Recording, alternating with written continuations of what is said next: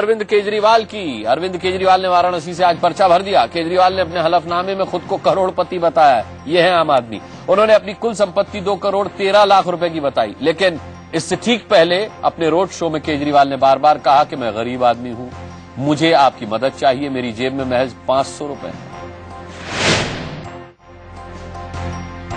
कहने को तो मौका केजरीवाल के पर्चा दाखिल करने का था, लेकिन आम आदमी पार्टी ने इस बहाने बनारस की सड़कों पर अपना शक्ति प्रदर्शन किया। केजरीवाल ने लहुरा बीर चौराहे से कचहरी तक करीब 5 किलोमीटर लंबा रोड शो किया। इसमें उमड़ी भीड़ देखकर केजरीवाल गदगद हो गए। केजरीवाल ने कहा कि हवा में उड़ने वाले नेताओं को जनता इस बार जमीन पर टिकने नहीं देगी। बनारस के लोगों को तय करना है कि हमें इस देश के अंदर किस तरह का जनतंत्र चाहिए।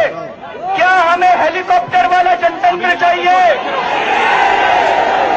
या हमें सड़क, गली, मोहल्ले और गांव का जनतंत्र चाहिए।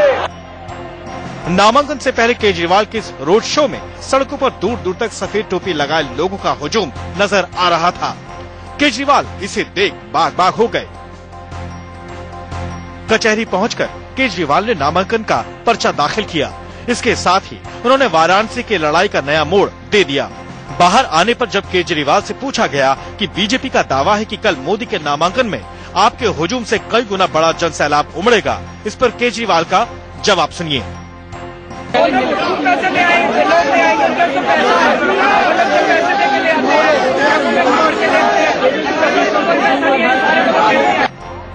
अब जरा जनता की राय सुन लीजिए। केजरीवाल को समर्थन दे रही है, वो काशी की जनताओं के दुख को, दर्द को समझे और उसको सही करे। यहाँ हम लोग तो केजरीवाल को एकदम जिताएंगे। कुछ भी हो, मोदी जी ही जीतेंगे और वही एक लायक कैंडिडेट है शहर के लिए।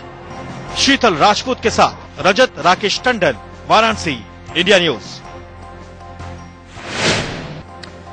अंदर की बात यह कि केजरीवाल ने सोच समझकर वाराणसी की लड़ाई को गरीब बनाम अमीर का रंग देने की कोशिश की। केजरीवाल को पता है कि बनारस की लड़ाई यहां के आम लोगों से जुड़कर ही लड़ी जा सकती है, इसीलिए उन्होंने बार बार खुद को लाचार और गरीब आदमी बताया। लेकिन उनके हलफनामे की सच्चाई उनकी सियासत की असलियत को जाहिर करने के लिए काफी है।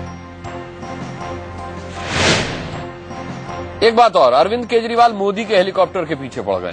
उन्होंने जनता के बीच बार बार उन पर हवाबाजी करने का आरोप लगाया। हेलीकॉप्टर का जिक्र करते हुए केजरीवाल ने कहा कि मोदी जमीन से जुड़ने की चाहत ही नहीं रखते, ऐसे में वो बनारस के लोगों की मुश्किल कैसे समझ सकते हैं।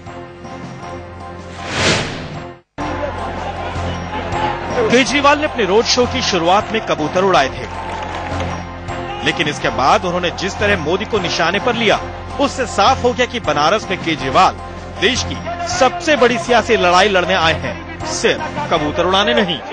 मैं तो इस टूटी फूटी जीप के नामांकन पत्र भरने जा रहा हूँ, लेकिन मैंने सुना है कि कल नरेंद्र मोदी जी आ रहे हैं, वो हेलीकॉप्टर से आएंगे। केजरीवाल ने चुटकी ली कि पैदल चलने वाला रास्ता भी मोदी हेलीकॉप्टर से तय करते हैं। नरेंद्र मोदी जी फिर से हेलीकॉप्टर में बैठेंगे और बीएचयू से काशी विद्यापीठ हेलीकॉप्टर में जाएंगे। मैंने सोचा जी इतनी दूर तो सड़क पे चल लेते, कम से कम बनारस की सड़क का पता चल जाता। जरा सुनिए केजरीवाल के आरोपों पर मोदी के समर्थक क्या कहते हैं। काशी के जनता के दिल में मोदी राज कर रहे हैं। हेलीकॉप्टर से आए, बस से आए, ट्रेन से आए, ये महत्वपूर्ण नहीं है। देश को किसकी जरूरत है, देश कौन चला पाएगा। उधर अमित शाह कह रहे हैं कि मोदी के विरोधियों को जनता सही जवाब दे देगी। हम टक्कर की राजनीति नहीं मानते, ना जानते हैं। हम अपना प्रचार रचनात्मक रूप से बनारस के लोगों के बीच में कर रहे हैं और अभूतपूर्व प्रतिसाद बनारस की जनता की ओर से।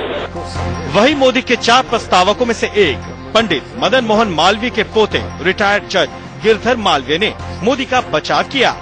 और लोग उल्टी बातें कर रहे हैं कि नहीं, जो ये रिएक्शनरी हैं वास्तव में और दूसरे रिएक्शनरी हैं। साफ है कि वार और पलटवार का ये सिलसिला अभी और तेज होगा। इलाहाबाद से संदीप तिवारी और वाराणसी से शीतल राजपूत के साथ विपिन चौबे, इंडिया न्यूज। इसमें अंदर की बात यह कि केजरीवाल ऐसा कहकर बार बार मोदी को चुनौती दे रहे हैं। ये सही है कि केजरीवाल ने सुरक्षा से जुड़े खतरे की अनदेखी को अपनी सियासत से जोड़ लिया है, लेकिन मोदी के लिए ऐसा करना आसान नहीं है। केजरीवाल को ये बात पता है, इसीलिए वो उन्हें जमीन पर उतरकर दो हाथ करने की चुनौती दी।